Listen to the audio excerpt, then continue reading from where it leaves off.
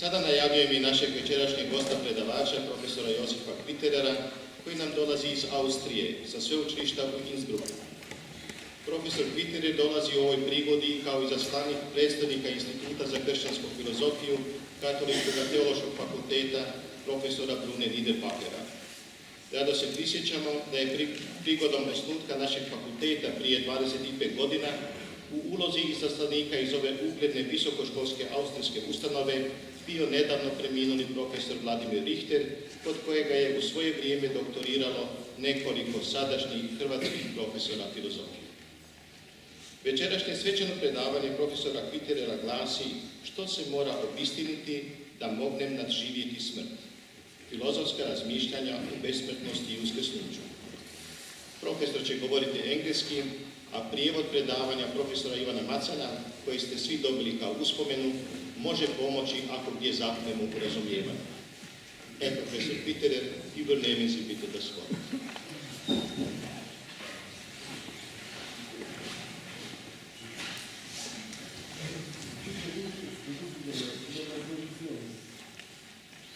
Dobro večer, dame i gospoda. My grower stops now. Thank you very much, Professor, for inviting me. I must say I enjoy to stay here. I was the first time here in 1997 in the other house, and I always come back here with great joy. Thank you very much.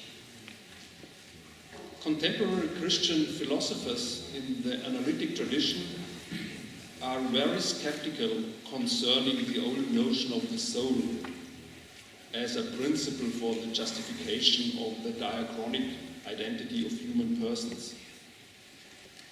They prefer Locke's theory of personal identity, even in the justification of post-mortem survival.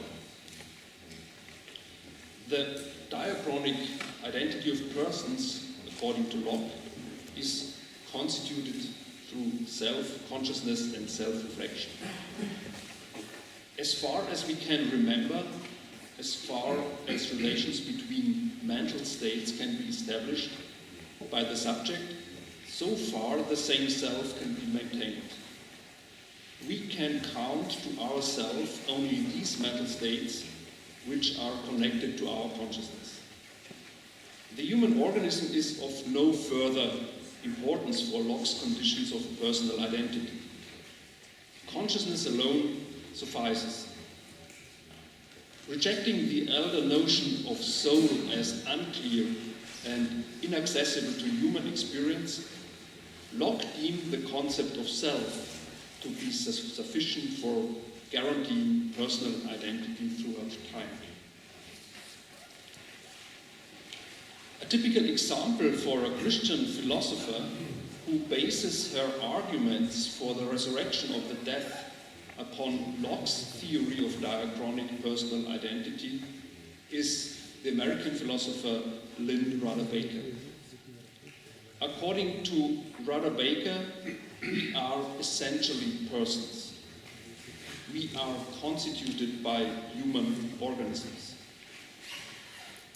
The diachronic identity of human persons, for Baker, is preserved through the same first-person perspective, while the diachronic identity of organisms is guaranteed through the same living processes. According to Baker, sameness of first-person perspective provides a solid justification of personal identity over time because it excludes indeterminacy of identity statements. According to my opinion, there is a big disadvantage in this account of personal identity. If to a person belong only these stages towards which she has conscious access, how could she integrate those life stages into her personhood in which she is not conscious at all and has no form of first-person access towards any mental or physical states? Obviously, we lose consciousness when we die. How can we, as persons, survive this loss of consciousness. And we have to assume such non-conscious stages also during our life, sleepless dreaming, coma, and so on. When we depart from Locke's concept of diachronic personal identity, such non-conscious stages cannot be integrated into the existence of human persons. I skipped now something for the readers of the Croat part. Even worse, if persons are substances or things, any interruption in the existence of a person would be equivalent to the end of her existence. Every non-conscious period in a person's life in which that person is not engaged in self-referential activities would be equivalent to the end of her existence. That is very bizarre.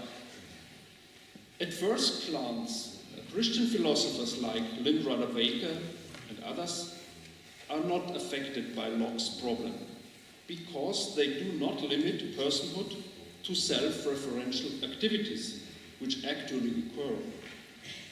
According to Lynn Baker, what makes a human person a person, I quote, is the capacity to have a first-person perspective. Therefore, periods of non-consciousness do not affect the existence of a person, as long as the person has the capacity to engage in self-referential activities. According to her view, it is the capacity to have a first-person perspective or the capacity for a mental life which guarantees the diachronic identity of persons in these periods in which there is no manifestation of self-referential activity. From this, it could be concluded that it is the self-referential capacity which guarantees diachronic personal identity also in that period of transition which is assumed by those who believe in immortality and resurrection. I will summarize the first part.